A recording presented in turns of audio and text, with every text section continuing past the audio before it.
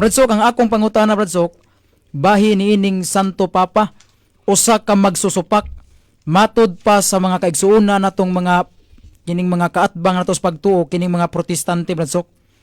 Ang mga kaigsuuna nato nga mga protestante, Bradsok, nigamit sila sa kining libro nato, Bradsok, ang title ni The Book of Catholic Quotations. Doon ay imprimatur, Bradsok, si Cardinal ang imprimatur ani niya sa pahina 710 nga nag-ingon dito, Bradsok, nga ang Papa makahimo siya pagbuhat sa balaod o gawas sa balaod o may katungod usab musupak sa balaod.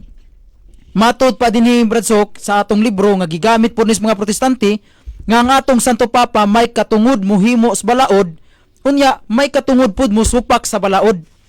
Nya ang pangutana diri, Bradsok, kining giingon diri, Bradsok, sa maong libro na to nga ang Santo Papa may katungod muhimo sa balaod, matud pas mga protestante, Bradsok, usa ni kadakong sayop og bakak. Kay matud pa nila kung basahon nato ang Biblia, Isaias kapitulo 33 bersikulo 22, ang Dios lamang mo'y may katungod muhimo og balaod. Unya, Bradsok, kini sang pag-ingon diri, Bradsok, sa atong libro nga ang Santo Papa may katungod nga musupak sa balaod, matud pa nila, Bradsok, ang atong Santo Papa magsusupak sa balaod. Palihog ko pagpatinaw ni, Bradsok, kay moor ba ni ilang gamiton, Bradsok? Salamat kayo, Brad Dennis Abarquez. Bisan nga ni ang Diyos mismo nga mo'y naghimos balaod diya sa Salmos 89 versikulo 34, dili ko pagalapason ang akong tugon, ang akong sugo, ni pagailisdan ang mga butang nga miguwa sa akong ngabil. So even God himself affirms nga he cannot and he would not really violate or transgress his law. Di siya supak siyang balaod. Yang kamapangahason na ining Santo Papa, no? Nga matud pa ang Santo Papa makahimog balaod, mahimong mapagawas siyang kagulingos balaod, mahimong siyang musupak sa balaod. Mao na nga mangurog ta usahay kung dili ni nato sabton ang atong mga kaigsunan nga mga dili Katoliko, suyupon mabatubalani sa kalig-on ug ang mga Katoliko sad murag malukapa ngadto sa kamot sa laing tinuhuan. Kay this is a daring attempt of the Pope to excel God. Kaya ang Ginoo gani di gimulapas yang Santo Papa no imulapas. Na ang atong kaigsunan wa makasabot.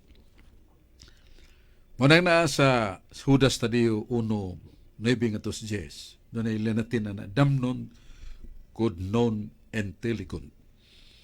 Na ay mga tao nga wa kasabot, sayon kay nilang pagpasipala sa pagtulunan nga wa nila masabti. Ang ipasabot diha nga makahimo ang Santo Papa balaod, dili man ni balaod sa napo kasugo. Kada naman ang napo kasugo, steady o permi man na ang balaod sa Dios napo kasugo. Ya, bisa kinsa, sa naglabing santos, mulapas, ilisipon gyud nga sa kung siya nakalapas sa balaod. By the way, maglaktod ta, kanang gisgutan nga ang Santo Papa makahimog balaod. Kuha Lex Ecclesiae, the church law, na nasa Biblia, nasa San Mateo 16:19. Nga mingon si Jesus kang Pedro, ihatag ko kanimo mga yawi sa langit.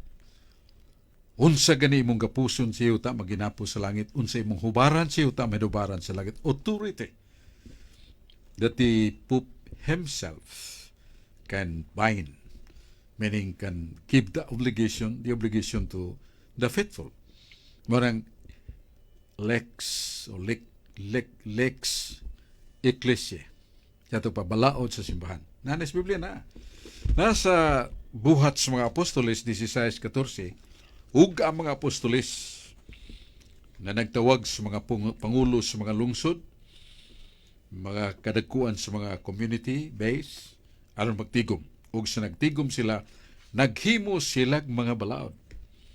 They drafted and approved decrees. You look into the dictionary, the word decree, balaod man na. So ang simbahan makahimog balaod. Balaod para sa simbahan. Muna kayong sa tupapan mo mo'y panguho, aw siya makahimog balaod. Nya mahimo mupahigawas siya siyang kugalingon sa mga balaod, kay balaod naman na sa iglesia. May mong musupak siya tungkol kay labaw man siya sa balaod sa iglesia. Example, kanang puasa o abstinensya mabernes, santo. Doon na may nadungog na to nga ang bantayan sa panahon sa kakaraanan, dunay obispo nga mipada o hangyo sa Santo Papa may tungod sa bantayan. Kay ilang kinaon god kada adlaw kay fishing area man na isda gyud nokos guban pa. Nya karon kay pista man magluto magkarne, hikay magbaboy. So nahangyo ang Santo Papa nga ang obispo nga these people in Catholic in Bantayan should be given dispensation. Nga di kan eat meat sa Biyernes Santo nga gidili man na. So the Pope that made that somewhat like violating the law of abstinence.